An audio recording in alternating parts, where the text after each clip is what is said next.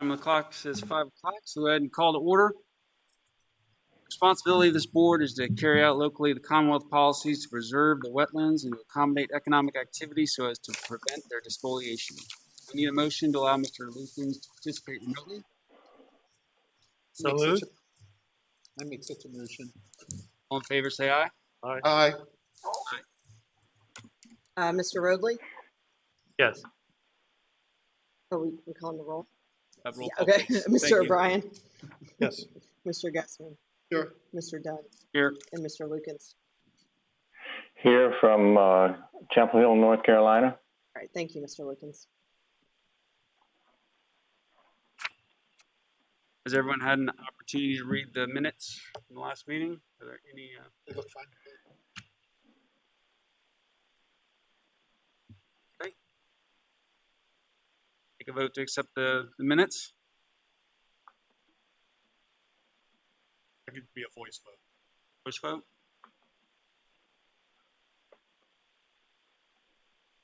Yes. Make a motion that we approve the minutes. Second it. Second. Aye. Aye. All right. Now open the public hearings.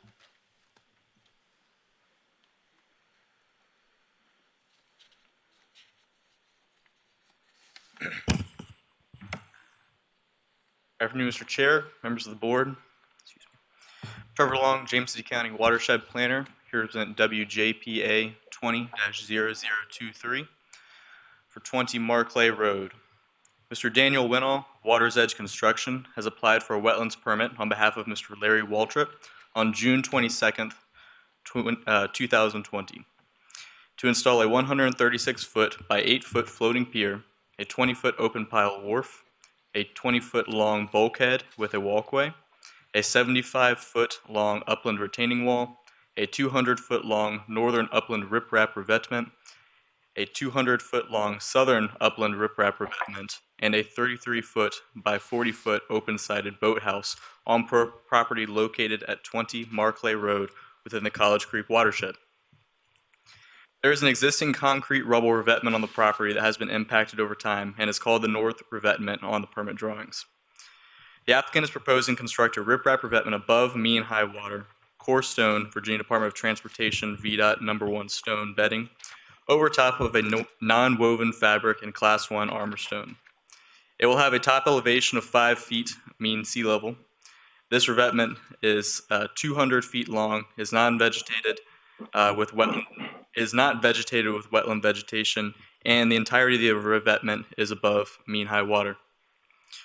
Associated with the northern revetment is a double open-sided boathouse. Landward of the boathouse is a 12-foot by 33-foot boathouse deck proposed over top of the revetment. Immediately to the south of the boathouse is a 136-foot by 8-foot floating pier and a 35-foot gangway connecting the floating pier to the shore. All of these structures are outside the jurisdiction of the Wetlands Board. The southern end of the northern revetment terminates at an existing gravel boat ramp. A 20-foot open pile wharf is proposed seaward of the boat ramp, and a 20-foot retaining wall parallel to the wharf is proposed landward of the wharf, but east of the boat ramp. A 4-foot by 20-foot deck is proposed over top of the retaining wall. The retaining wall and the wharf are in the intertidal range, and the retaining wall will impact approximately 20 square feet of vegetated wetlands. From the existing boat ramp south is an existing road or path that has many overhanging branches from the woods, which provides a shaded bank. Starting at the western edge of the existing boat ramp is a 75-foot retaining wall and landward of vegetated tidal wetlands. The retaining wall is necessary in this location to allow for a boat access to the ramp and stability, and the retaining wall is proposed in this area to avoid impacting vegetated wetlands that are near the ramp. The retaining wall is to be built immediately adjacent to the vegetated wetlands and constructed from land. From the southern edge of the bulkhead, a new 200-foot riprap revetment will be placed to protect the shoreline and is labeled as the southern revetment in the permit drawings. There is an existing pathway cut into the hill adjacent to the southern revetment location. It has many trees overhanging the area and extremely shaded. Due to the shaded conditions of the area, there are no vegetated wetlands. The construction of the revetment from land includes non-woven geotextile fabric overlain with number 1 VDOT stone bedding. This revetment will start at mean high water and will have a top elevation of 5 feet. Scattered throughout the project area are old piles that will be removed. Total vegetated wetland impacts for the bulkheads, retaining walls, and revetments are 20 square feet. As published in the Virginia Register on July 11, 2005, the revised Wetland Mitigation Compensation Policy and Supplemental Guidelines, Regulation 4 VAC 20390-10, Virginia, as a Chesapeake Bay program partner, has committed to achieve a no net loss of existing wetlands acreage and function in the signatory's regulatory program. In order for a proposed project to be authorized to impact wetlands and compensate for the wetland loss in some prescribed manner, the following 3 criteria must be met. All reasonable mitigative efforts, including alternative siting, which would eliminate or minimize wetland loss or disturbance, must be incorporated in the proposal. The proposal must clearly be water dependent in nature. The proposal must demonstrate clearly its need to be in the wetlands and its overwhelming public and private benefits. If the proposed project cannot meet one or more of the above criteria, the project must be denied or must occur in areas outside of the wetlands. Should it satisfy all 3 criteria, however, compensation for the wetland loss is required. The sequence of acceptable mitigation options should be as follows: on-site, off-site within the same watershed, mitigation banks in the same watershed, or payment in lieu of fee. If compensation is required, it should be a condition of the permit. Staff has reviewed this application and finds that this project meets the 3 criteria outlined above. As there are 20 square feet of vegetated wetland impacts, mitigation will be required. Staff does not make any recommendation for this application. Should the board wish to approve the application, staff should suggest the following conditions be incorporated into the approval. The applicant must obtain all other necessary local, state, and federal permits required for the project. All development activities located in the special flood hazard area shall comply with Article 6, Division 3, Floodplain Area Regulations of the James City County Zoning Ordinance and receive all required approvals and permits prior to commencement of such activities. The existing pier and piles to be removed shall be disposed of in an approved landfill.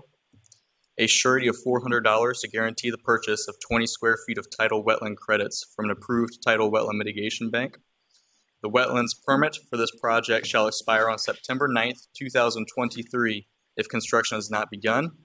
And if an extension to the permit is needed, a written request shall be submitted to the Stormwater and Resource Protection Division no later than July 29th, 2023, 6 weeks prior to the expiration date. I'll now present a brief presentation. Next slide. Again, the applicant requests is to construct a riprap revetment, a bulkhead, retaining wall, wharf, and floating pier with an open-sided boathouse. Next slide is a vicinity map indicating the 20 Markley Road property, then the College Creek watershed. Next slide shows the aerial photograph of the portion of the property that the proposed project will occur in. Next slide shows the topography of the property, steep slopes coming down to the edge of the water in this portion of the property, and fairly flat open parking lot in the northern side. Next slide shows the site plan. We have demarcated and distinguished the different parts of this project in 2 separate colors. Green being the portions of the projects which fall outside of the Wetlands Board's jurisdiction. The portions highlighted in yellow are those portions that fall within the project's jurisdiction. So outside the board's jurisdiction, we have the proposed boathouse, proposed floating pier, the northern revetment, southern revetment, one of the proposed retaining walls. Within the board's jurisdiction, there is the other retaining wall and open piled wharf. In between the 2 retaining walls is a boat ramp, and it's for that reason which we have the retaining walls to create stability for this proposed. boat ramp. The next slide is shows the northern revetment, again highlighted in green, and outside of this board's jurisdiction as above mean high water, and a proposed floating pier. Scattered throughout the project is existing concrete, which is proposed to stay. The next slide shows the southern revetment. And the next slide shows the boat ramp, again, the portion that is in this board's jurisdiction.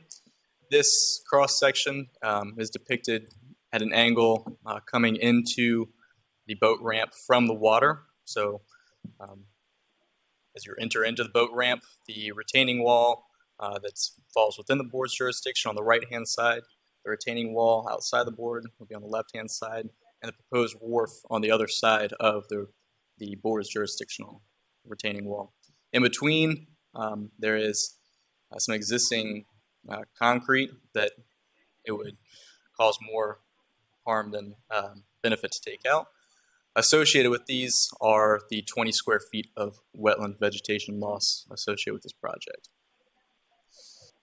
Next slide gets into the pictures of the area in question. As you can see, the existing concrete rubble and vegetation that is in the area, and the location of the proposed retaining walls and the wharf. Site photo number 2 highlights more of the same area. Site photo number 3 shows the area of the finger piers and the northern revetment. Site photo number 4 shows the location of the retaining wall landward of vegetation.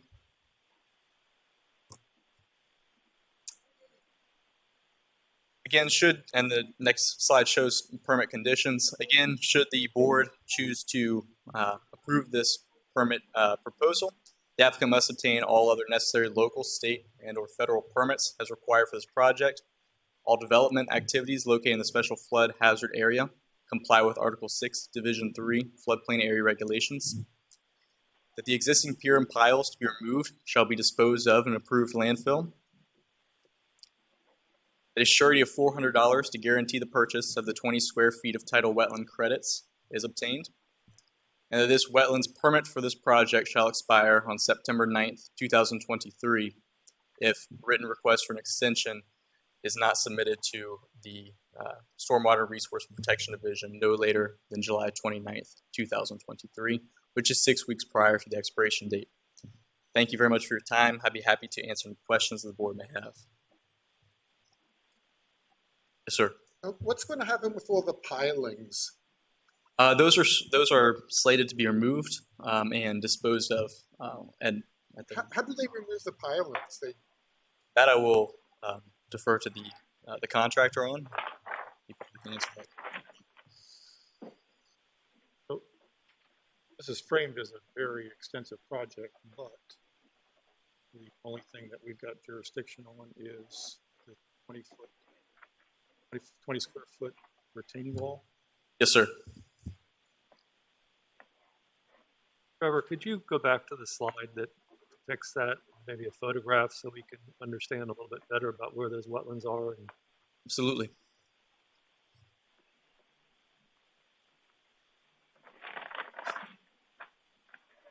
So from the aerial site plan, this area in question, highlighted in yellow, is where the 20 square feet of vegetation is impacted. Green them? Actually, yes, scattered throughout, which is also where the concrete rubble will be. Or So is it in the footprint of the retaining walls that's where the impact of the 20 square feet is occurring? Yes. So they're acting somewhat like a groin to keep the boat ramp protected. That is correct. And is the wharf a tending pier essentially when you're launching a boat? The retaining wall will more than likely be the tending pier for launching the boat. It has this cross section shows it fairly well.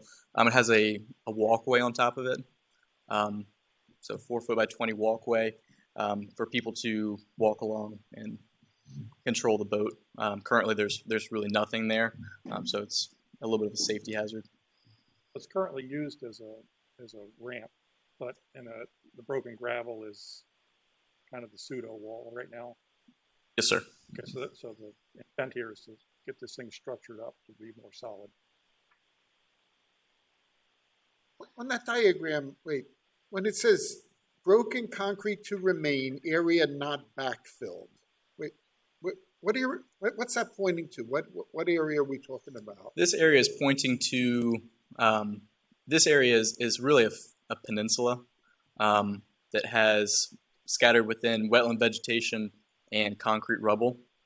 So that denotes that none of that concrete is going to be removed in order to decrease wetland loss or impacts there, and that no backfill is going to be occurring in the vegetated area. So all those chunks of concrete in the photograph, can you go back to the photograph? Absolutely.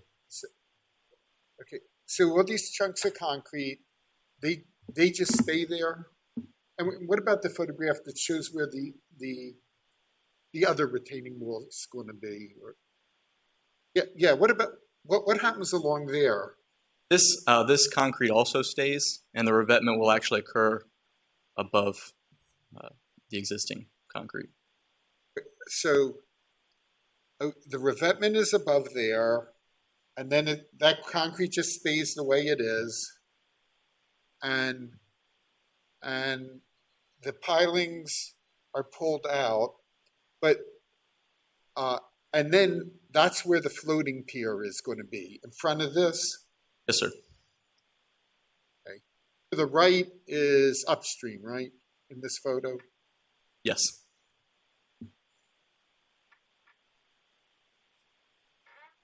So that's roughly mean water right now in this picture. Or Yeah, that's fairly mean water. It's could be a little bit low, but it's not fully low water. high water will get up above that concrete. Yes, sir. Mr. Long, the wharf or the main pier complex, which you summarized, is not within our jurisdiction as a private pier. Is there a reason why the wharf wasn't included in that since that is a docking structure, a mooring structure? I believe because its proximity to the wetlands and its potential.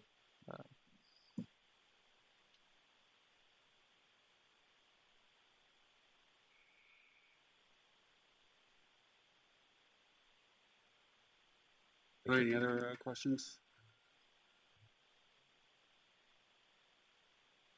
Thank you. We'll go ahead and open the public hearing. Is the applicant or his representative present? Please go ahead and state your name and your relationship to the project, please, sir. Yeah, I'm Danny Winall with Waters Edge Construction. I'm helping Larry out on this project as a consultant. Larry's actually acting as his own agent, but since he's a member of the board, I'm a representative here tonight. So I'll answer any questions y'all got about the wetlands portion of the project. And your question about the wharf, Larry wanted to put the wharf. He really wanted to incorporate this thing the way it used to be, is what he wanted to do. And it was a peninsula out there with a retaining wall on both sides, and he wanted to encapsulate the area in the middle of it. But after our meeting with the staff and with VMRC, we decided that was not the best way to proceed. So we compromised and we put an open pile wharf on the offshore side, parallel to the groin, as you stated. It's basically a groin. There's groins on each side to protect the existing boat ramp, is what the intent is. The retaining wall that's out of the board's jurisdiction on the right-hand side, usually we would use riprap there, but there are some existing wetlands, so we would put the retaining wall upland of the existing wetlands, and that's a low impact area, so we feel like the wetlands will survive if we do that. And we had to make a lot of modifications to this project with the new living shoreline legislation that was passed in July, and that's why it's a little different than what we would normally submit. I will say on the northern revetment area, with the living shoreline legislation, a sill, you could put a sill out there, but if we put a sill out there, it would bump the proposed floating pier even further out into the channel. So we went with the best compromise, which was just a very small revetment above the existing broken concrete. And like I say, the new legislation really ties our hands on a lot of things we can do. So that's what we came up with. So beyond Mr. Waltrip's desire to regain previous functionality of the area, is just from a purpose and need standpoint, is that wharf there to stage boats for? Yes, that's exactly what it said. That was his intent. He wanted to be able to launch the boat and then take the boat off the trailer, go around and tie up to that wharf while, tie the boat up to the wharf, then go get in the truck, move the truck back up top of the hill. They've been using this thing. Him and his brother have been using it since the 40s, maybe. It's been there a long time. You need, do you have to have those retaining walls on either side of the launch area? They're there to protect the ramp. The one that's in your jurisdiction, there was a wall there. It's still partially there. So this is just, it's basically replacement of the existing wall that was there in place beside the gravel lanes. We feel we do need those walls. Basically replacing what was there originally.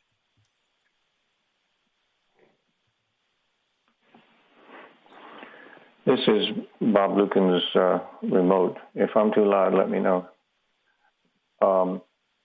Can you characterize the current use of the boat ramp in terms of, is it used by local fishermen or other people in the area, or strictly by Mr. Waltrip's family, friends, etc.? It's mainly used by Mr. Waltrip's family and friends, but he does let people go down there and use it. He's been real gracious with that ramp, but it's mainly used by family as a private ramp. So the access to that is a gravel drive down to the ramp? Yes. Thank you. Any other questions? Thank you, sir. Now open the public hearing up for any other public comments. Mr. Chair, before any members of the public speak here tonight, there are two voice messages I'd like to play for the board. Please.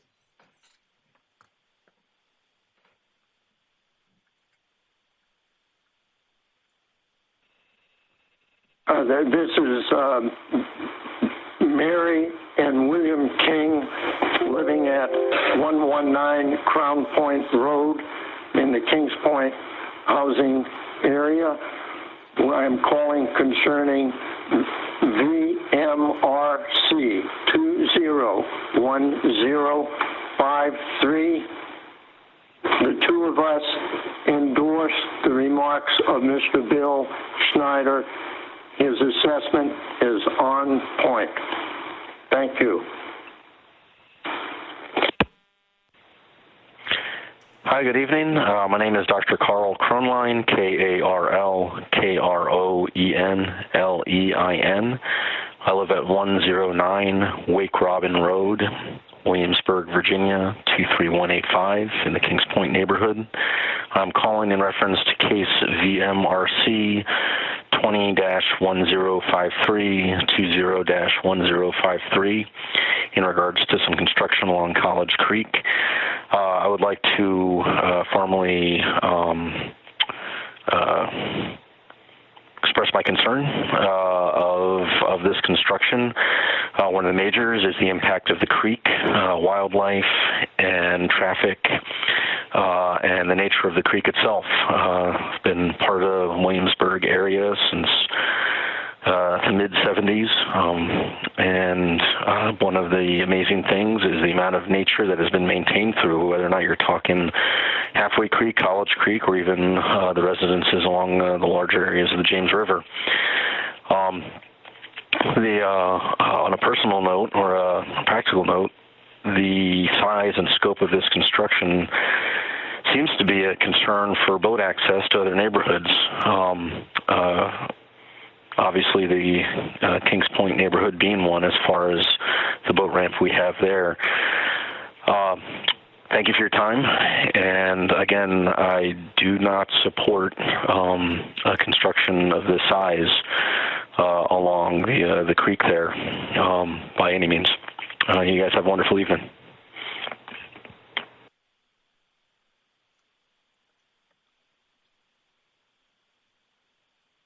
Okay, thank you. Open for any public comments. Please, sir. Please state your name. Thank you.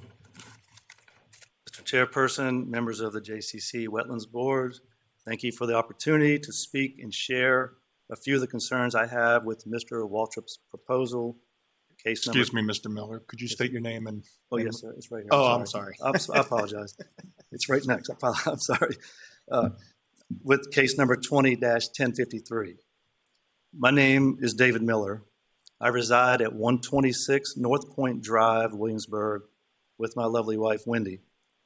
Our home property is located directly across the College Creek from Mr. Waltrip's property and is the closest property in Kings Point to the proposed marina. I've been a resident of James City County for 31 years. I am a retired nuclear engineer from Dominion Energy and spent the bulk of my 38-year career in regulatory compliance and in protecting workers, the public, and the environment from the hazards of radiation exposure.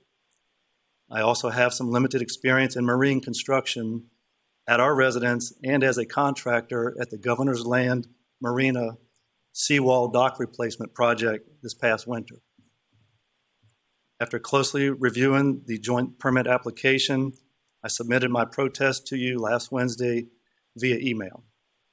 My letter included 3 major concerns about the truthfulness or transparency of the JPA, as well as 25 questions related to size, scope, number of vessels, unsupervised activities, no residents on the property, pollution, noise, property values, historical impact, hardened shoreline, RPA, vegetated wetlands, silting erosion, impedance on navigable channels, and access for future repairs, etc. I understand fully that many of these questions fall outside of your charter or jurisdiction for a single residential user application. However, I'm asking you to reject this proposal as currently written and have Mr. Waltrip resubmit it as a commercial use for the following reasons. The sheer size and scope of this project would not meet any reasonable person's definition of residential use. At 8,500 square feet, this project consumes approximately 15 times the amount of shoreline and waterways as compared to the average docks on our creek. At 1,320 square feet, the boathouse footprint is larger than many of our homes. How ironic that the 136-foot by 8-foot floating dock with 8 slips was an integral part of Governor's Land Marina, a large-scale commercial operation. I was there working when they came to get that dock, floated it down a river and into College Creek. So one day it is commercial and the next it is residential. By the way, this dock has been situated in the creek unpermitted since March 26th of this year. How many private residential boating users in our county own, operate, and moor 9 personal powered vessels at their residence? It is somewhat insulting to me, and maybe should be to you as well, to believe one property owner would claim that many boats for singular recreational use, especially on the limited size of College Creek, where there are now only 12 total power boats moored on the entire creek. How is this JPA classified as residential use when there is no residence on the property? No one there to monitor or supervise boating activity or potential negative impact to the environment. Maybe a better solution would be to have Mr. Waltrip build this marina at his primary waterfront residence on Powhatan Creek, where he would have full access and supervision of the 9 motorboats. I called Mr. Waltrip's agent/contractor, Mr. Danny Winnell, about installing a boat lift at our residence earlier this year. He was very kind, spent 45 minutes sharing his experiences and providing helpful insights and recommendations. However, he told me our residential project was not large enough to fit into his current business model that focused on larger commercial grade projects. In closing, I fully believe in all property owners' rights to implement additions or improvements, including reasonable access to adjacent waterways. However, when these additions negatively affect so many others, we rely on government agencies such as this one to step in and do the right thing for the betterment of all. There is no doubt that this marina proposal looks and smells every bit of a commercial grade and not a single-use residential. Thank you for your time and consideration, respectfully.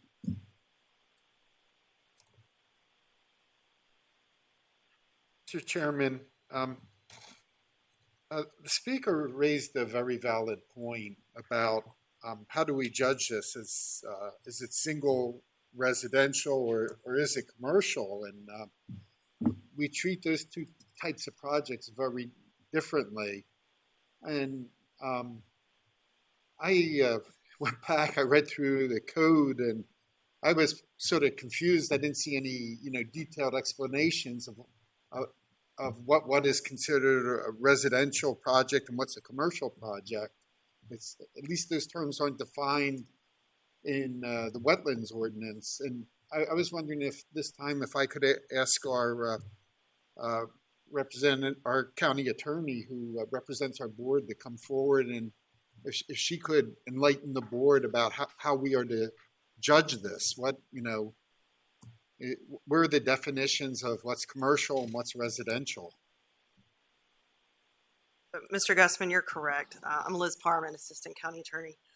There is a definition of commercial in the wetlands ordinance, and the applicant has indicated that this is for private use. Now, 9 slips might seem like a lot, but that doesn't indicate that it's a commercial property. The size of the pier does not indicate that it's commercial. You'd have to take the word of the applicant. Of course, if it was to be commercial, then other sections of the county code would apply, such as the zoning ordinance. He'd be required to get an SUP from the Board of Supervisors, and certainly VMRC has jurisdiction over the pier. But applicant has indicated that it's for private use, and I think that I'd recommend that you take the applicant's word on that, and that your jurisdiction is only in the 20 square feet of wetlands impacts. Thank you. If I can impose on the VMRC rep, Mr. Madden. Just curious, is VMRC taking jurisdiction on the pier as anything other than a private pier? Thank you, Mr. Rodley, for giving me an opportunity to speak. The Marine Resources Commission will take and assert jurisdiction over all portions of the project that extend channelward of mean low water. That includes the dual slip boathouse, the proposed floating pier with gangway, and any portion of the woodpile wharf and or jetties that extend channelward of mean low water. And one of the things I might take a moment to expand on that. It was at my urging that we left the stone. I know that it seems a bit counterintuitive for all that stone to be left down on that beach, but because so much vegetation has grown up through it and it is naturalized, we felt that and I encourage staff to consider leaving the stone there because of the fact that there was so much vegetation growing up in amongst the stone. So I know you had some curious about that, so I thought I would elaborate that while I was up here at the podium. Do you have any further? Have I answered your question, Mr. Yes, Fuller, thank to your you. satisfaction? You did, thank you. I'm a little bit, I don't quite understand, how we interact with the VMRC. So have you scheduled, is there a VMRC hearing now scheduled to consider the aspects that are their jurisdiction and not ours? Certainly, yes. We would, typically what happens when there's a project that's a combination of needing a wetland board permit and needing a VMRC permit, we don't take any action whatsoever on the project except for conducting a public interest review of the project until this board has taken action. Because in some cases, in other counties, the board asserts jurisdiction over certain structures that would be taken off the board. Well, how do we know the VMRC will have a hearing on this then? I'm sorry, you'll have to repeat that. How do we know that the VMRC will schedule a hearing on this? Let me be clear on that. If this project survives this board hearing and it continues to be protested, there will be a hearing. The law requires that the wetland board, VMRC staff not administratively approve a protested project. That is specifically outlined in the Code of Virginia.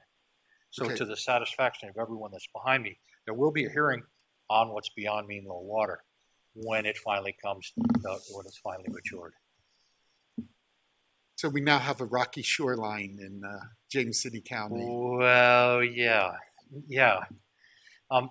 See, when we talked about that, we felt that if we went in there and started putting equipment down in there to pull the rocks out, that all the rest of the vegetation would just be destroyed. So we said, well, leave it be, and then hopefully it will naturalize, or it'll slide into the creek. It may slide into the creek. That's just conjecture, but we thought it would create more damage to the wetland in attempting to pluck it out.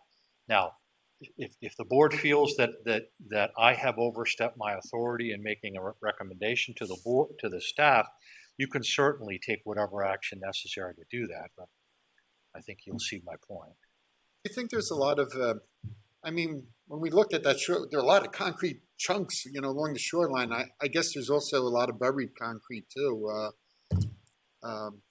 under that we're not seeing, that's under the mud as well. There might be. Yeah, there might be a fair amount there. That there might be a fair amount of material dumped over that, because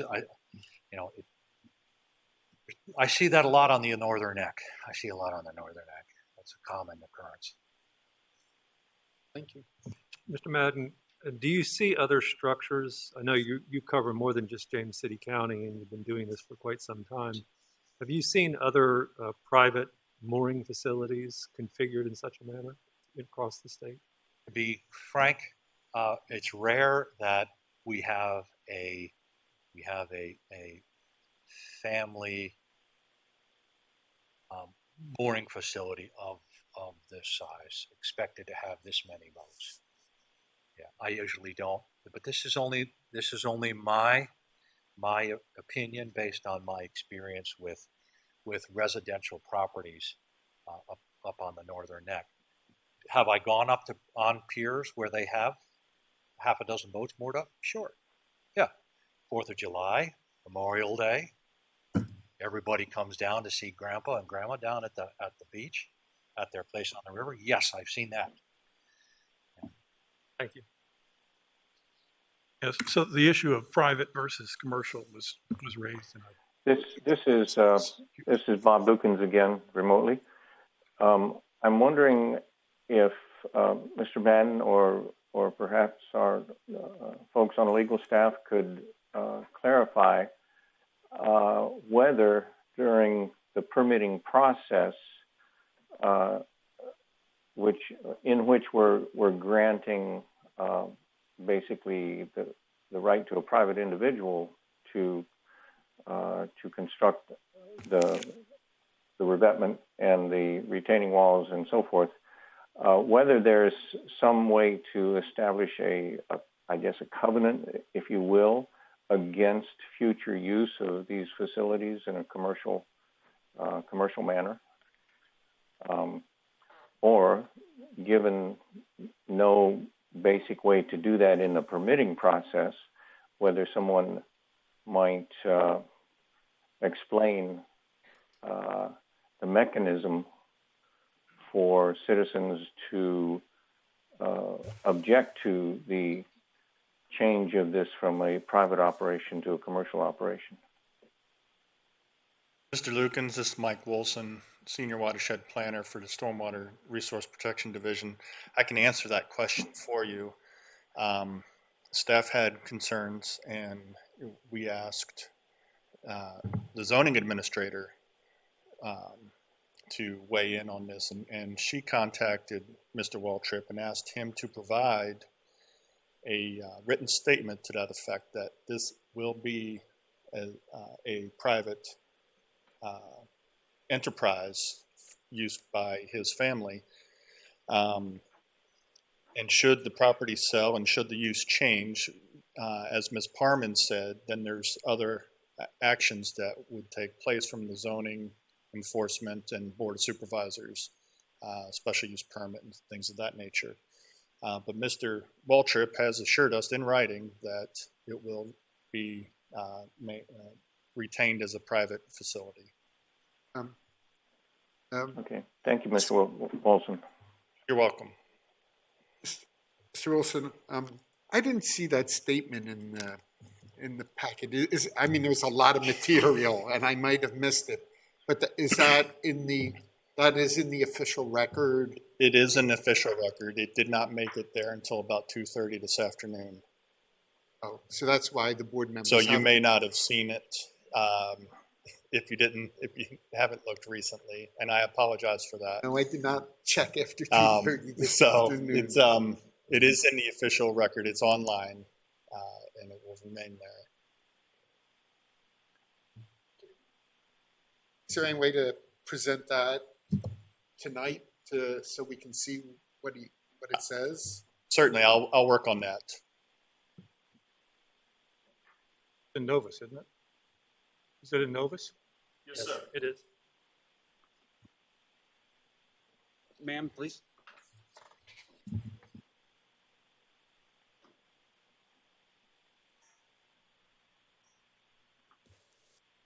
My name is Chapman, Mary Lewis Chapman. My husband and I moved to Kings Point in 1974. And just about every clear day since then, we have made the walk down to the creek. If you look across the creek, you cannot believe that anyone would want to put the structures that they are talking about putting. They would be right into the channel. They would interfere with every little boat that goes by, and most of these, of course, are not rowboats nowadays, but they're pretty small. They don't even have motors. When we walk every day, we stop almost at the creek, and we look off to the right, up into the trees, and we see something that looks like your discarded dining room table, big one. Well, of course, it's an eagle's nest. And it probably has, if we're out there on a spring day, it has a couple of eaglets sitting on the branch. You go down to the creek, and there's another eagle's nest. And that eagle is a little bit aggressive and gets into trouble with the osprey. The osprey comes every year, sits on a piling out in the water, almost where this boathouse will be, and raises her young. Daddy goes and gets the fish from the fish market and takes care of her, and she sits there for 2 or 3 months. Now, this is something that we should enjoy today, because if a marina is built in that small waterway, this will be the last time we will ever see these things. When our Kings Point clubhouse was built half a dozen years ago, we had a lot of regulations. Everybody threw at us. The Chesapeake Bay Act, the environmental regulations, we were very glad to go by every one of those so that we could enjoy the creek and not hurt it. We are on a hill. We are quite some distance from the creek, but we had plenty of regulations to go through.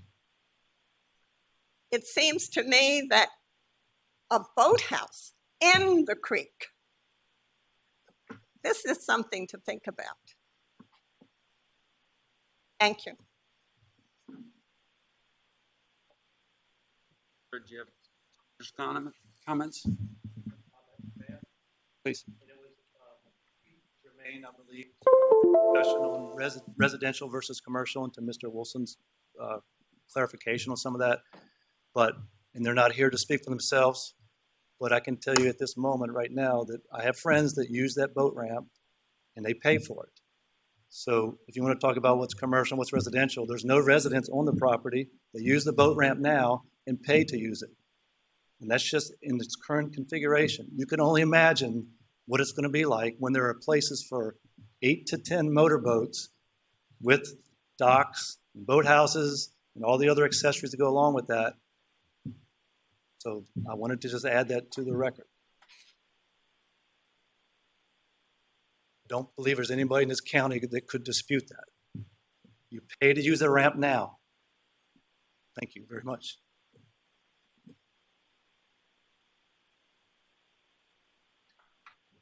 Michael, you put up, this is the signed letter from Waltrip. Yeah, Mr. Gussman, this is the letter I was referring to from Mr. Waltrip.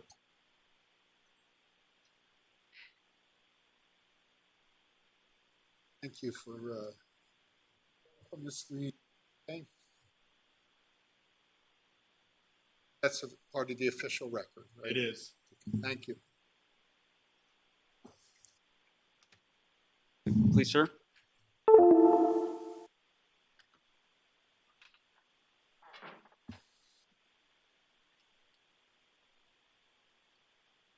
Gentlemen, my name is Don. Excuse me. My name is Don Pratt. I have lived for the past 25 years at 110 Archers Hope Drive in Kings Point, and I live on the water, the main thoroughfare for the creek, I guess you could say. I would like to first second the comments made by Mr. Miller. I think David's put a great deal of effort into researching things relative to the proposal, and I've found nothing that is wrong with what he has come up with. I would like to ask if any of you have been to and on the creek, on College Creek. Have you ever been there? Any of you? 1, 2, 50%? I would encourage you to experience what Ms. Chapman experienced. I take my pontoon, tritoon out on the creek frequently and experience the eagles and the ospreys and so forth that are there. And I'm amazed at the nature that we have on the creek. And I would hate to see that go away or in any way be altered. Not necessarily that this project would do that, but every small change we make is going to impact something in some way. And I think this is a little bit beyond a small impact. I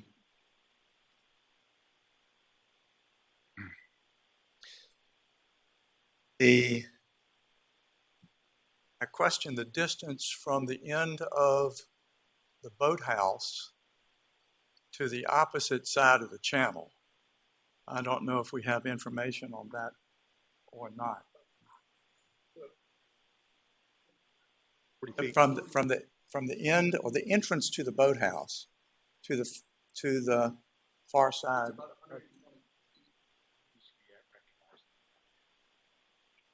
Please, sir, just come forward and state your name for the record. My name is David Stanhope. I live at 111 Archer's Hope in Kings Point neighborhood. I also sit on the board of the Kings Point Club. And I believe in some of the records that you have of bathymetries that were taken. I'm not sure who did them. I think it was. Okay, try in the package. And I believe it was about 120 feet from the marsh, which the Kings Point Club actually owns that marsh straight across over to Waltrip's. Chairman, it would be really helpful if the staff could put up either the aerial photograph and use a pointer to show what exactly where we're talking about. What's 120 feet from where to where? Where the current floating pier sits across to the red line, which is more or less the boundary of the wetland, about 0 feet there of water. That's about 120 feet from the land across. That dock currently sits, I believe, about 35 to 40 feet off of the land. So this is with the channel where the boats go through. And the channel, when you look at the bathymetry, runs along Waltrip's property line. It's very shallow and soft mud on the other side where the marsh is. Mm-hmm. So by building further out the floating pier in the boathouse, you would. I didn't get the impression it was being built further out than what we see here. If you were to overlay the new construction on this, what would it look like? Would it further squeeze? Excuse me, Mr. O'Brien. Yeah. Staff did not look at that portion of this project because it was outside of the board's jurisdiction. Right. I apologize. Okay. I mean, a lot of the concerns that are being raised, which are valid ones, have to do with things that are outside of our scope. I mean, we're here to review the retaining wall, which appears to be a pretty good engineered solution to maintain that boat ramp. All the other aspects of the project are interesting, but not within our scope. Well, I apologize for my lack of understanding in terms of what your scope is, and I appreciate your thought there. But I would encourage you all to go and visit the site. If you haven't been out there for years, then please go back and do that. I have traveled that area frequently, and it's not real deep, I can tell you. There's a concern I have for the historic preservation of the area. I've often said that I would love to see Colonial Williamsburg maybe even turn something into a commercial experience that visitors to Colonial Williamsburg could have, experiencing the route that our colonists took up College Creek, or whatever it was called at that time, to Williamsburg, to see what the colonists saw when they first came here. And that's certainly contrary to keeping it residential. I have personally paid a $5 fee to access the water. It was a fee that was voluntary, if I'm not mistaken. I don't know if it's still charged or not. Danny, do you know?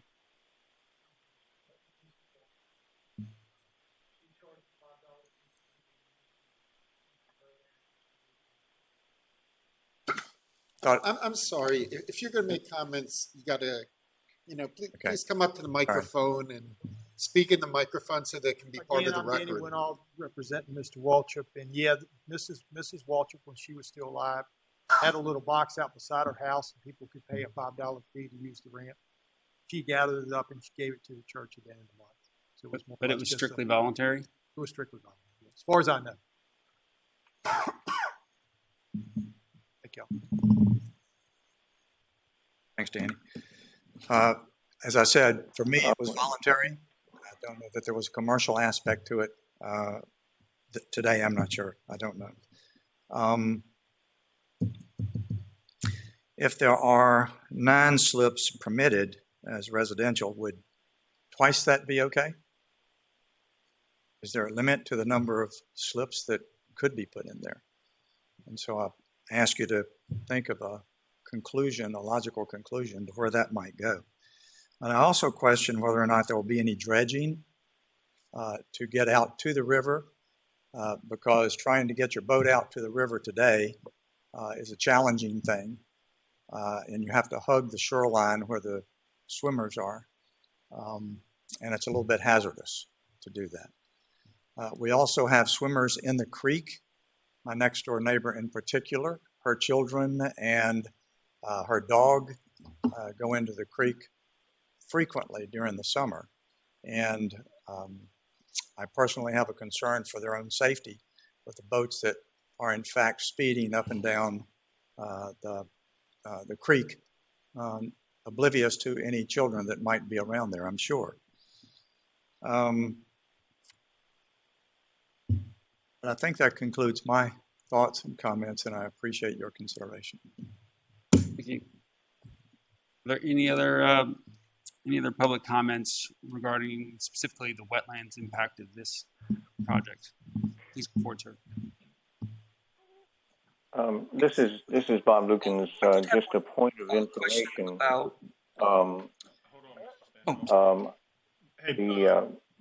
The Google Earth application has a very good perspective on this local area here, showing the old or the current standing structures as well as the mud flats across from it, and using the tools there, it's fairly easy to confirm that there's about 100-foot channel width there, plus or minus 10, something like that, using those tools.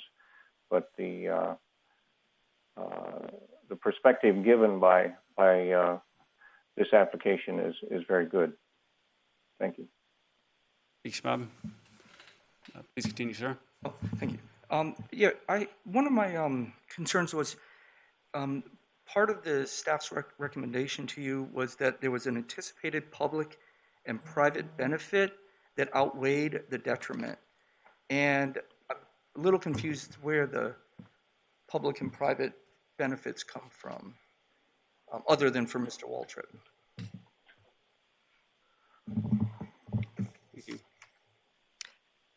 If I can clarify, that language comes from the ordinance itself, so you can weigh the public and or private benefits. That's a general requirement for all applicants.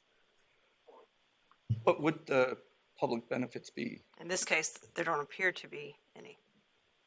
But that's for the board, that's for the Wetlands Board to decide, but obviously they can weigh the benefits to the public or to the private.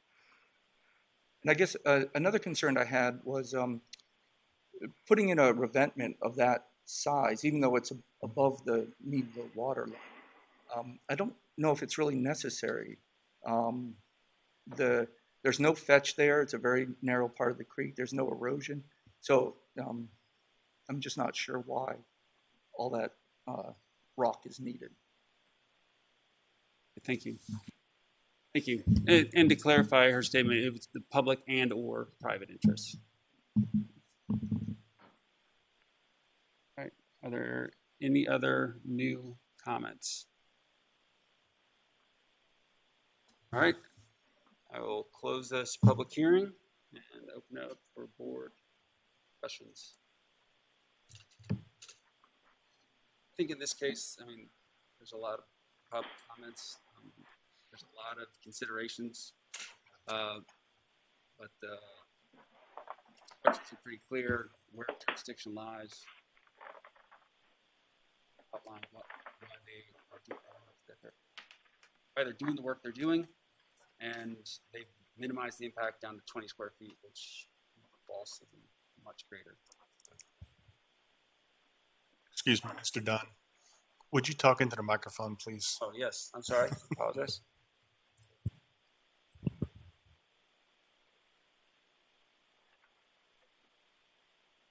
Any other? Mr. Chairman, repeat or echo your comments, sentiments. We heard some very good and compelling testimony today. The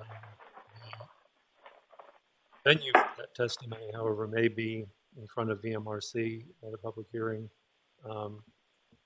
and concur that our scope is very limited. And so some of the detriments that the public is feeling, perhaps not as, even though I know it's the entire project, our piece of that is, as you said, very small. So, Could I request Mr. Long just put up that the slide that shows what we're the small part of this whole project that we're considering tonight, and just review that one last time. Just show that our jurisdiction we only have jurisdiction over those two little yellow slivers, right? Yes, sir. So on the rest of this project, it's out of our hands. Yes, Is sir. that correct? That's correct? That is correct. Yes, the portions highlighted in yellow above are the only two portions that have any jurisdiction in this under this board tonight. Everything in green is outside the board's jurisdiction. So we're only looking at those that one retaining wall and the open pile wharf, and the wetland impact was we're only considering how many square feet of wetlands impact? 20 square feet. 20 square feet of wetlands impacts. Not all these other issues that are very valid issues that are raised about this project, but we have to focus on that. That's all we can legally consider. That is correct. Okay.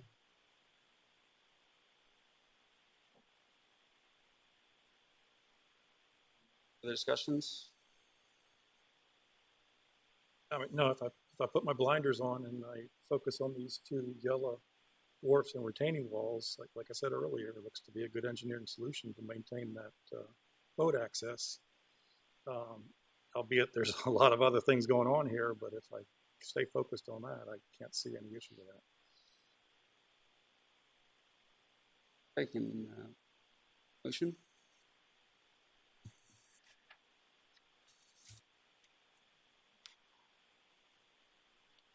Make a motion to approve WJPA 20-0023. The MRC portion of that is not up for our consideration, right? We're just on the wetland board part of that. I propose that we approve that. Okay. Mr. Rodley? yes. Mr. O'Brien? Yes. Mr. Gussman? Yes. Mr. Dunn? Yes. Mr. Lukens? Yes. Motion carries.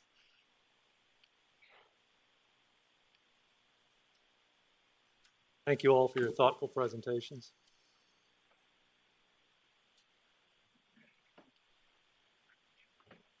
Mr. Dunn, may we take a 5-minute recess, please? Yes. Do I need to tap the gavel for that, or just let it roll? You can just call a recess. All right. 5-minute recess.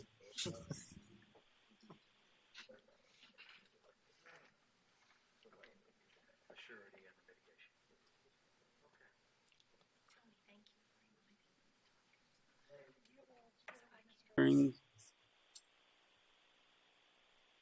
afternoon, Mr. Chair, members of the board. Trevor Long, Watershed Planner, here to present WJPA 20-0032. Mr. Daniel Winall, Water's Edge Construction, has applied for a wetlands permit on behalf of Mr. Mark and Ms. Maria Baleka to remove and replace a pier and construct a floating dock, a finger pier, an open-sided boathouse, and a covered deck on property located at 6413 Conservancy within the College Creek watershed. There is an existing pier and floating dock on the property that is beginning to fail. It is for this reason the applicants are proposing to remove the existing pier and reconstruct a 375 linear foot pier adjacent to the existing pier. The proposed pier will traverse approximately 225 linear feet of vegetated wetlands and will also include the construction of a floating dock and finger pier, and also an open-sided boathouse. The existing pier demolition and new pier construction will be performed via barge at high tide. This construction method may impact the vegetated wetlands along the barge pathway for installation of the new pier plus the removal of the existing pier. On April 7th, 2009, a special committee session of the Wetlands Board was assembled to address staff concerns of wetland impacts on very specific open pile structures. Staff concerns were based on observations from several projects they had seen in the past. The Wetland Board considered this matter at the regular meeting on May 13th, 2009, and adopted the recommendation from the special committee, which is that a wetlands permit be required for the construction of open pile structures proposed in vegetated tidal wetlands of the county. In those cases where staff has a valid reason to anticipate that the construction of such structures may result in the alteration of natural wetland contours or the unreasonable obstruction of tidal flow. The issue before the board is not the pier and the appurtenant structures, as it is a non-commercial open pile structure exempt from needing a wetlands permit, but the manner of constructing the pier and any wetland impacts that may occur from construction. The pier will extend approximately 280 feet through the vegetated tidal wetlands. The removal of the existing pier will occur through approximately 350 feet of the vegetated tidal wetlands. Due to the unknown quantity of wetland impacts that may occur due to the construction method, staff suggests a surety in the amount of $46,000 be required to guarantee the no net loss wetland policy as outlined in 4 VAC 20-390-10. The surety shall be set aside for 1 year after the construction, and that the wetland impact issue be revisited by staff and other interested parties to determine the extent of any permanent vegetated wetland impacts. At that point in time, mitigation could be required or the surety returned to the property owner if there are no permanent impacts outside of the proposed construction impacts. Prior to or concurrent with starting construction, the contractor shall photo document the pathway of the construction barge at low tide. Also, staff shall obtain drone coverage of the work area at low tide if feasible. The summer after construction, photo documentation and drone coverage shall again occur at low tide along the new pier alignment if feasible. If impacts have occurred, the impacted area shall be planted or credits purchased at an approved tidal wetlands mitigation bank at the owner's discretion. Furthermore, the alignment of the old pier shall not be counted towards project impacts. As published in the Virginia Register on July 11, 2005, the revised Wetland Mitigation Compensation Policy and Supplemental Guidelines, Regulation 4 VAC 20-390-10, Virginia, as a Chesapeake Bay program partner, is committed to achieve a no net loss of existing wetlands acreage and function in the signatories' regulatory programs. In order for a proposed project to be authorized to impact wetlands and compensate for wetland loss in some prescribed manner, the following 3 criteria must be met. All reasonable mitigative efforts, including alternative siting, which would eliminate or minimize wetland loss or disturbance, must be incorporated in the proposal. The proposal must clearly be water dependent in nature. And the proposal must demonstrate clearly its need to be in the wetlands and its overwhelming public and private benefits. If the proposed project cannot meet one or more of the above criteria, the project must be denied or must occur in areas outside the wetlands. Should it satisfy all 3 criteria, however, compensation for the wetland loss is required. The sequence of acceptable mitigation options should be as followed: on-site, off-site within the same watershed, mitigation banks in the same watershed, or a payment in lieu of fee. If compensation is required, it should be a condition of the permit. Staff has reviewed this application and finds that this project meets the 3 criteria outlined above. It is anticipated that approximately 2,300 square feet of vegetated wetlands may be impacted during the construction of this project. The owner shall replant the impacted area or may purchase credits from an approved tidal wetland mitigation bank. Staff has reviewed the above application and recommends approval of this application as presented. Should the board wish to approve the application, staff suggests the following conditions be incorporated into the approval. The applicant obtain all other necessary local, state, and/or federal permits as required for this project. All development activities located in the special flood hazard area shall comply with Article 6, Division 3, floodplain area regulations of the James City County zoning ordinance and receive all required approval permits prior to the commencement of such activities.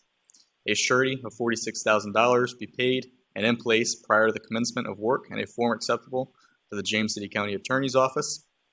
Before and during construction, the contractor shall photo document the pathway of the construction barge at low tide, and staff shall provide a drone coverage of the work area, if possible, to determine the extent of existing vegetation. The summer after construction is completed, staff shall photo document and provide for drone coverage of the work area for comparison to pre-construction site conditions. A meeting shall take place with staff and the contractor no later than 1 year after pier construction is completed to determine the extent of wetland impacts, if any. The owner may, at their discretion, replant the affected areas or purchase wetland credits from an approved tidal wetland mitigation bank. Once proof of the plantings or wetland credit purchase has been provided, the surety shall be returned. If there are no permanent wetland impacts, the surety will also be returned. The wetlands permit for this project shall expire on September 9th, 2023, if construction has not begun, and an extension of the permit be submitted in writing to the Stormwater and Resource Protection Division no later than July 29th, 2023, 6 weeks prior to the expiration date. I'll now present a brief presentation. Slide indicates, again, the applicant's request is to remove and construct a pier, floating dock, finger pier, open-sided boathouse, and covered deck. Next slide shows a vicinity map of the property, outlined here in blue, again on the College Creek watershed. Next slide shows an aerial photograph with the current pier construction visible.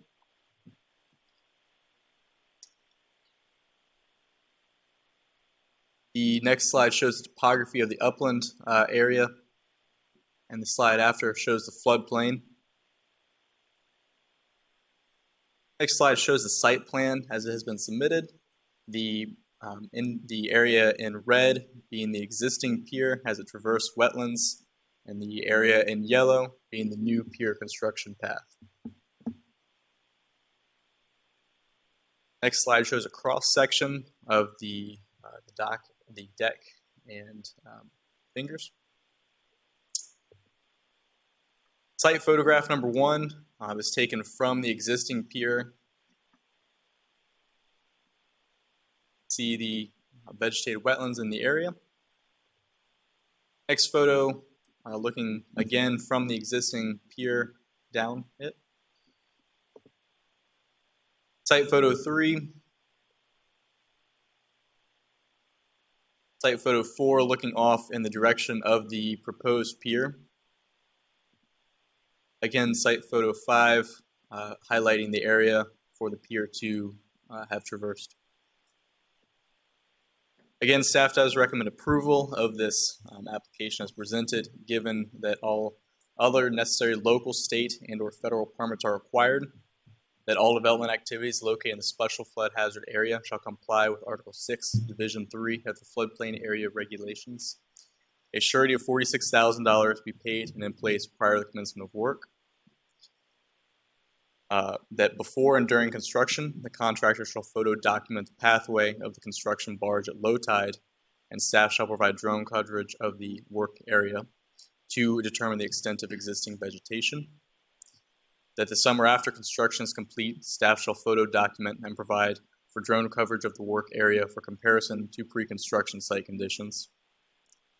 That a meeting shall take place with staff and the contractor no later than 1 year after pier construction is completed to determine the extent of wetland impacts. At that time, the owner may, at their discretion, replant the affected areas or purchase wetland credits from an approved tidal wetlands mitigation bank.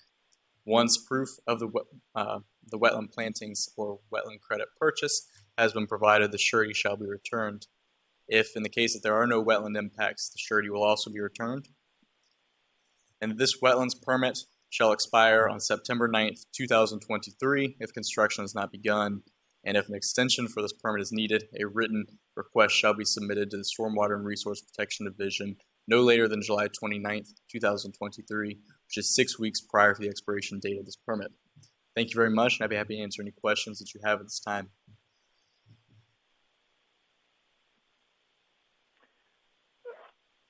Mr. Long, Bob Lukens here. Let's see, there was a statement in there, I can't find it in the document at the moment, regarding how the area of the alignment of the old structure would not be considered as part of the impact area. Is that correct? That's correct. The area that that's being removed will not be. However, the method of removal will be considered a part of the impacts. Therefore,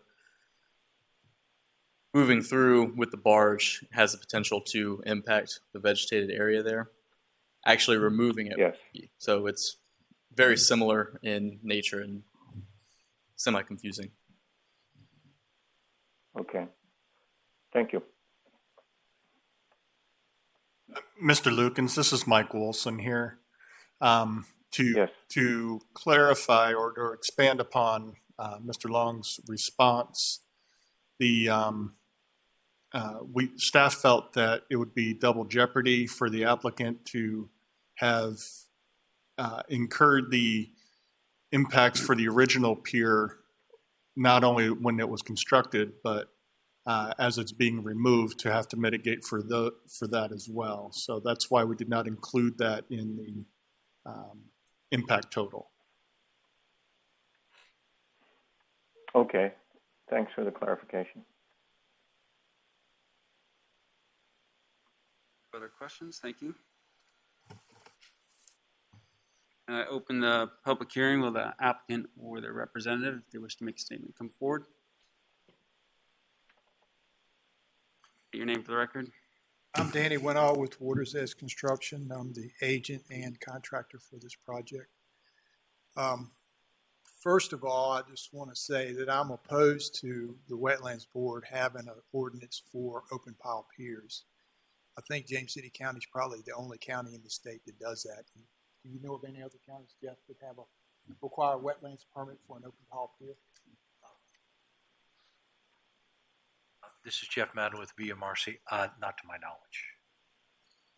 But having said that, I mean, I had some concerns with staff's original presentation, but I met with Mike. Me and Mike discussed it, and we worked things out. And my concerns are, if you looked at the pictures, I think picture 3 and picture 5 show a lot of areas in that marsh with no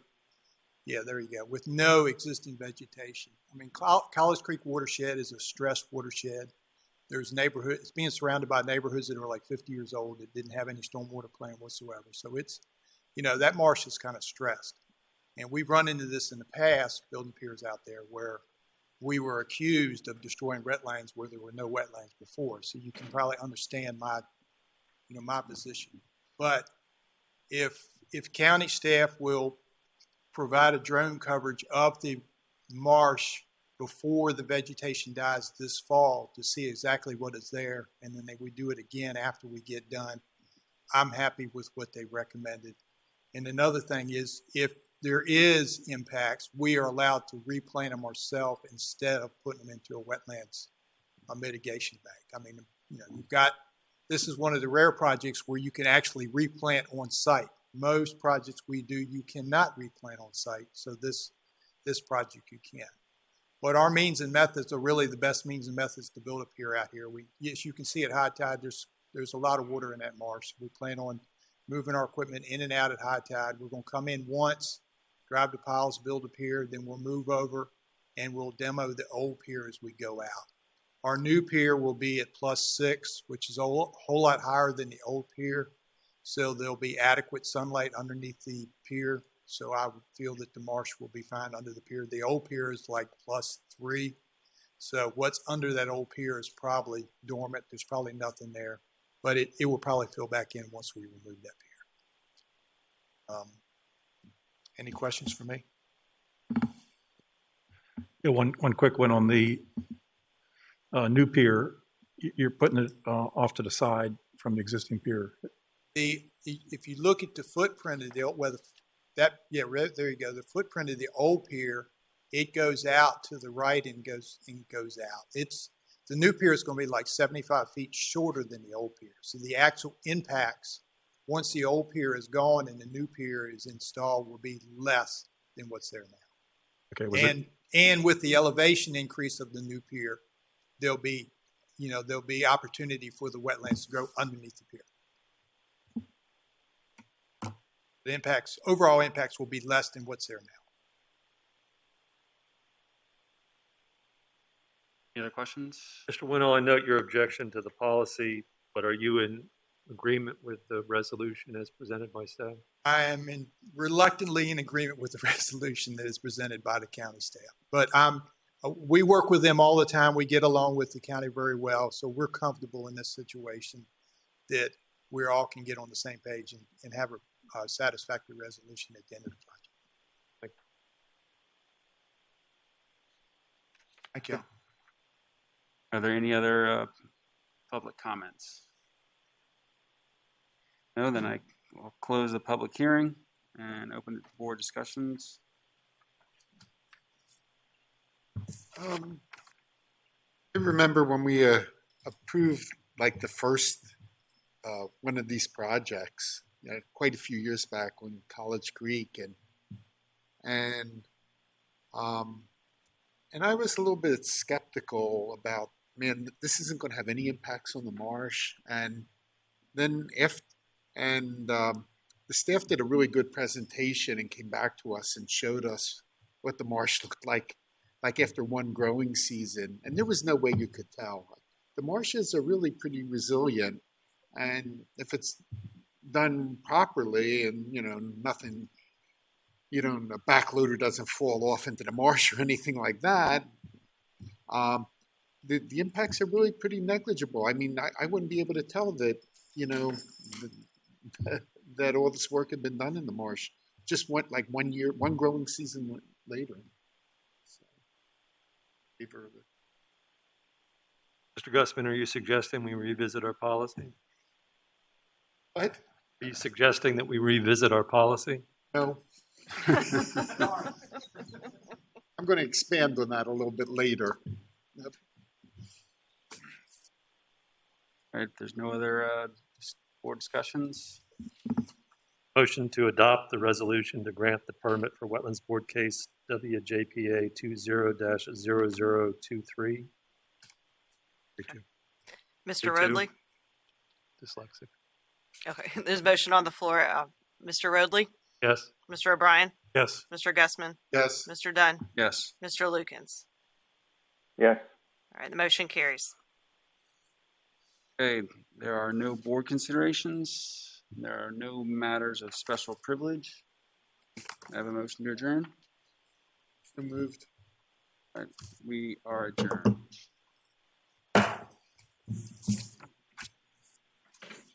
All right. Moving along, I'd like to call to order the September 9th meeting of the James City County Chesapeake Bay Board. The responsibility of this board is to carry out locally the Commonwealth policy to protect against and minimize pollution and deposition of sediment in wetlands, streams, and lakes in James City County, which are tributaries of the Chesapeake Bay. Would someone like to make a motion to allow Mr. Lukens to participate remotely? So moved. All those in favor signify by saying aye. Aye. Aye. Okay, motion carries. Our next order of business is roll call. Mr. Rodley? Here. Mr. O'Brien? Here. Mr. Gussman? Here. Mr. Dunn? Here. And Mr. Lukens? Yes, here from North Carolina. Thank you, Mr. Lukens. Next order of business are the minutes from our August 12th meeting. Do the minutes look okay to everyone? Yes. Okay, the minutes stand approved. Our next order of business of public hearings, and we have one case, CBPA 20-0080. Good evening, Mr. Chair, members of the board. Mike Wilson, Senior Watershed Planner, Stormwater and Resource Protection Division. Here to present case CBPA 20-0080, 2844 Castling Crossing, Mr. Allen and Ms. Julie Moore. Mr. Brian Duval of Elite Comfort Mechanical has applied for a Chesapeake Bay exception on behalf of Mr. Allen and Mrs. Julie Moore for encroachments into the RPA buffer for the construction of a sunroom on property located at 2844 Castling Crossing within the Mill Creek watershed. Property is further identified as James City County Tax Map Parcel 48123-00018. Parcel was platted in 1998 prior to the 2004 changes to the Chesapeake Bay Ordinance. Total lot size for this property is 0.14 acres, of which 100% is within the RPA. The applicants are proposing to convert an existing deck on the property into a sunroom. The existing deck is the result of a deck expansion constructed in 2016. The applicant at that time did obtain a building permit, but there was no corresponding Chesapeake Bay exception granted for the deck. Mitigation requirements for the original request would have equated to the planting of 1 canopy tree, 2 understory trees, and 3 shrubs. But because there was no Chesapeake Bay approval for the deck, mitigation requirements for the proposed renovation to a sunroom will equate to 2 canopy trees, 4 understory trees, and 6 shrubs. Staff's evaluated this application and the exception request for the proposed renovation of the existing deck into a sunroom. The applicant meets the ordinance conditions found in sections 23-11 and 2314 and should be heard before this board because the addition is proposed within the seaward 50-foot RPA buffer and because the original construction was not approved by this board. The board may grant exceptions to 23-7 if the application meets the following 5 conditions. The exception request is the minimum necessary to afford relief. Granting this exception will not confer upon the applicant any special privileges denied by Chapter 23 Chesapeake Bay Preservation of the James City County Code to other property owners similarly situated in the vicinity. The exception request will be in harmony with the purpose and intent of Chapter 23 of the James City County Code and is not a substantial detriment to water quality. The exception request is not based on conditions or circumstances that are self-created or self-imposed, nor does the request arise from conditions or circumstances either permitted or non-conforming that are related to adjacent parcels, and reasonable and appropriate conditions are imposed, which will prevent the exception request from causing a degradation of water quality. Staff's view of this application is that it does meet all 5 of the conditions as presented above. Should the board also find that this exception request meets all 5 of those conditions, staff suggests the following conditions be incorporated into that approval. The applicant obtain any other necessary federal, state, and local permits as required for the project. Mitigation plan equating to 2 canopy trees, 4 understory trees, and 6 shrubs be submitted to the James City County Stormwater and Resource Protection Division. That a surety of $1,000 be paid and in place prior to the commencement of work in a form acceptable to the James City County Attorney's Office. That this exception request approval shall become null and void if construction is not begun by September 9, 2021, and written requests for extensions are submitted to our office no later than July 29, 2021, 6 weeks prior to that expiration date. For you is the presentation on the next slide. The applicant request is to construct a sunroom. And next slide, the vicinity map showing the subject parcel within the Lake Powell Forest subdivision in the Mill Creek's watershed. Aerial photograph from 2015 showing the original deck that was built with the house. Also, it shows a retaining wall that had been built with the construction of the house. All of that was approved. From 2019, the extent of the deck that was built in 2016 that did get a building permit but did not get a Chesapeake Bay exception. Topography as it existed on the site prior to house construction, it was a very steeply sloped lot. Conservation easement surrounding this property, and RPA affecting this property. You can see from this photo, the RPA encompasses 100% of the property. From the site plan application, or from the application, the extent of the existing deck will be converted into sunroom, 100-foot RPA, and the proposed construction. And from the project site, version of the deck into a sunroom had begun. Staff was made aware of this. We stopped construction of the sunroom and asked the applicant to please get a Chesapeake Bay exception for the work. As part of the requirement, part of the mitigation in the report, you would have, if you listen carefully, the original mitigation would have been 1 canopy tree, 2 understory trees, and 3 shrubs. Staff did double that because of work starting prior to the exception request being granted.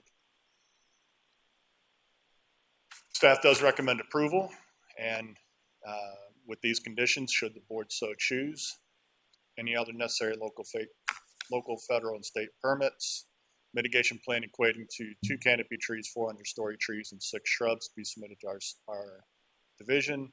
A surety of $1,000 be paid, guaranteed of mitigation, that the exception request be null and void should construction not begin before September 9, 2021, and written request for an extension be submitted to our office no later than July 29, 2021. Be happy to answer any questions the board may have on this application. Questions for staff? So he was not cited for being in violation because he is now submitted for this proposed structure? That is correct. And that mitigation of 2 canopy, 4 and 6 is in the area where the deck was? It will be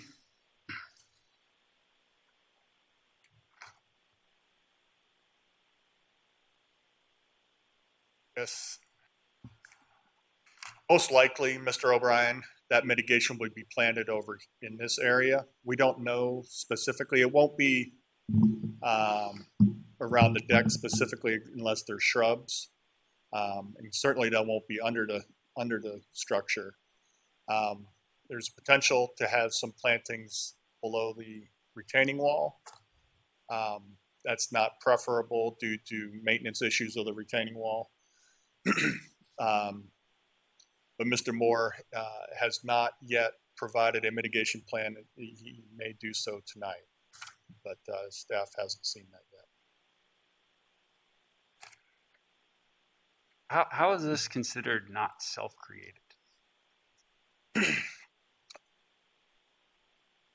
fact that Mr. Moore did obtain a building permit in 2016 for the construction of the deck itself leads staff to believe it was just an oversight within the county processes at that point in time, that no Chesapeake Bay exception was required. In this current construction, you had a construction permit? The contract is my understanding, and Mr. Moore may correct me if I'm wrong, but the contractor was under the assumption that a Chesapeake Bay exception had already been obtained for the deck and therefore didn't need one to convert it from a deck to a sunroom. Which, if an exception had been granted in 2016, that would be a true statement. That would be a true statement? It would be. Saying that an exception from 2016, if we granted it today, or back in 2016, that if he could convert it in 2020, 3 years later? The footprint of the impacts had already been realized. So to convert from one impervious surface to a different impervious surface to staff doesn't matter. Okay. If it was a patio and they wanted to and put a house addition on top of it, not increase the footprint, we treat that the same way. Okay. Thank you. Any other questions? At this time, I'll open the public hearing. Would the applicant like to address the board?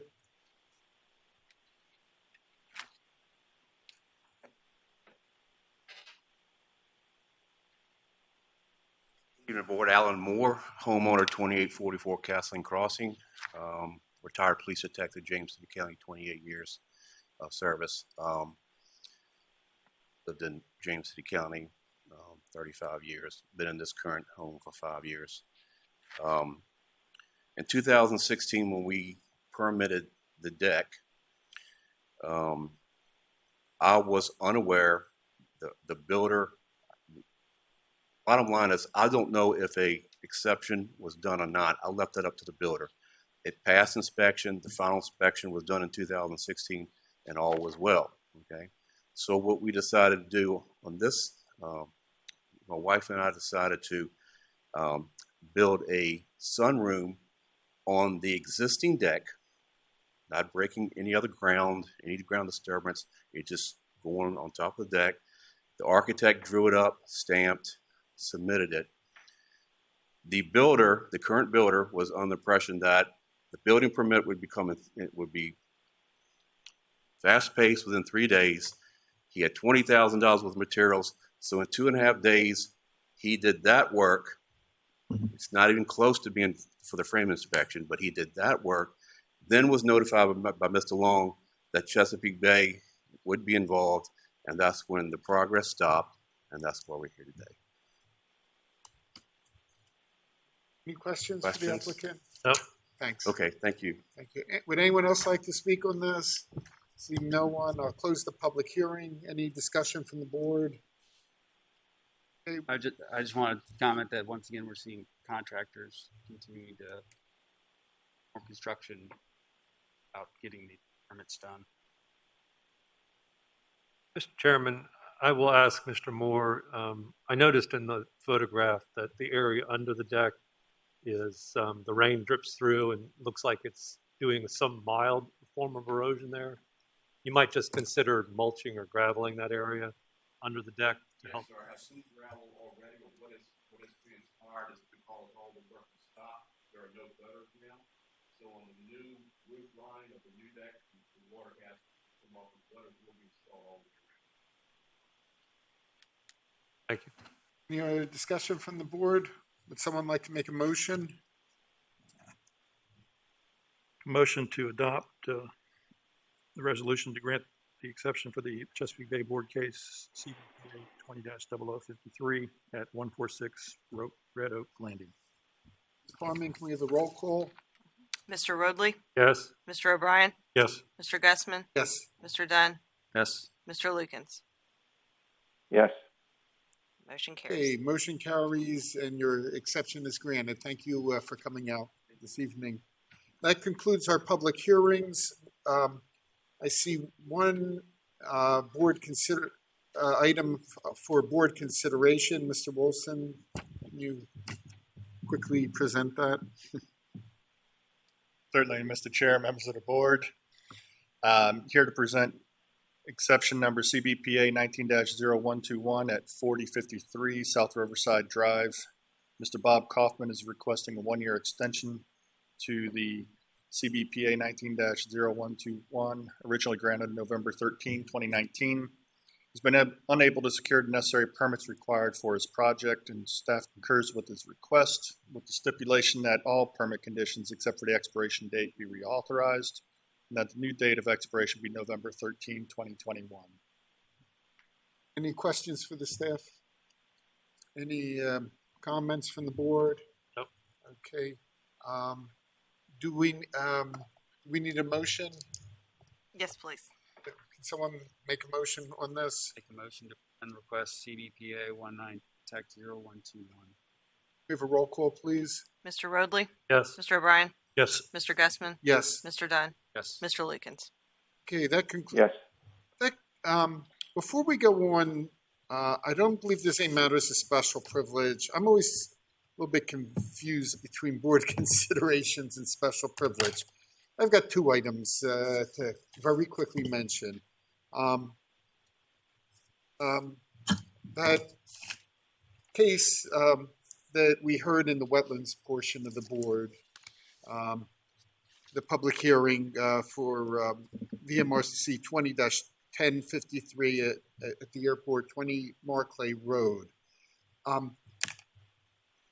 The revetment there is going to be, is in the uplands. And I understand that that can be acted upon administratively. It would not necessarily come before the board. But because of all the public comment, if the board concurs, I'd request the staff not tackle that administratively and to bring it before the full board, so that it can be discussed. We can and the citizens can see that we're considering it seriously. I don't know, what are the thoughts of the other board members? It could be acted upon by just Mike signing off on it. Would you like to see the whole project come, see all that, it's a significant amount of revetment. To be crossing territory. Mike, would you answer that, please? Mr. Dunn, the revetments are outside of VMRC's jurisdiction. They are 100% in the upland. But they're in the RPA. So they're in the RPA, correct. So it comes under the purview of the Chesapeake Bay Board. But he can act on it by himself without all of us considering it. But I'd like all of us to look at it. I'll cede to your discretion. What? I said I'll cede to your discretion. Yeah, I'm okay with it, but I think you were prefacing it with the comment that there was a lot of public discussion and concern about that. I didn't get a sense that was their concern. The concern was more the boathouse and but I mean. One of the speakers did comment about the revetment. That's what made me. He asked why they need so much time for revetment while it was going. Okay, so if that's okay with the staff, just bring it to. I will be in contact with Mr. Waltrip to have him submit for the board. The other thing, despite Mr. Winall's remarks that maybe we don't need to be looking at peers, I think we should continue to look at impacts to peers. And sometime tonight we had a couple of issues that were raised before us that hadn't come up before, or the idea of boathouses. It's not in the law. It's not something we consider. But I was wondering if maybe eventually, maybe when Jesus, we'll have a work session, and I'd like us to, at the work session, maybe to put that on the agenda to discuss boathouses. It's not under our purview now, but just have a discussion of boathouses and piers and these big platforms out in the river. I'd like to just talk about it, and maybe we might want to make a request. So you're suggesting the county put a moratorium on boathouses in the county? Excuse me? Are you suggesting that the county put a moratorium on boathouses? No, not a moratorium, but maybe there should be some guide, but maybe there should be more county review of boat. Maybe the county wants to review boathouses, and we don't want to defer them to the VMRC. I don't know that that legislation allows for us to do that. Well, then I'd like Ms. Parman, at the work session, she can tell us that, forget it. We don't have any authority to do that. But maybe the county could. Maybe it wouldn't fall under the purview of the board, and it would be but we could pass on our comments to the Board of Supervisors. So if we do, eventually we'll have a work session, and I just want to put it as an agenda item, and then also the whole business of commercial residential. Maybe what's a commercial versus a residential project? Maybe we want to be a little bit more specific in our county code about that. you know, it was pretty clear tonight. If the applicant says it's residential, then it's residential. But you know, I was thinking about, this made me think about dog kennels in the county. If you've got 5 dogs, you got to have a dog. You got to have a kennel license, regardless if they're your own dogs or your boarding dogs or not. But, you know, the county rules of kennels, I think, maybe it's 6 dogs. I don't know, but I think it's pretty clear on that. Maybe Liz is looking that up right now. What? It's probably in the zoning ordinance, which I don't have in front of me. I can certainly look at it. Maybe we want to consider an amendment to our ordinance that says, okay, up to 3 boat piers or 5 boat piers or 9 boat piers, it's okay, but beyond a certain number, there's a higher level of scrutiny. This is just all I'm saying is, let's talk about it at a work session. And if we don't think we need it, or we're told it's illegal, we can't do it, then forget it. But let's keep a little list of things, you know, for eventually when things get more normal and we do have a work session, we can talk about. Any objections to that? You know, and maybe on reflection, we don't need any changes to the existing rules, but let's bat it around at a work session. Anybody have any other things for board consideration or matters of special privilege? Nope. We have a motion to adjourn. So moved. We are adjourned.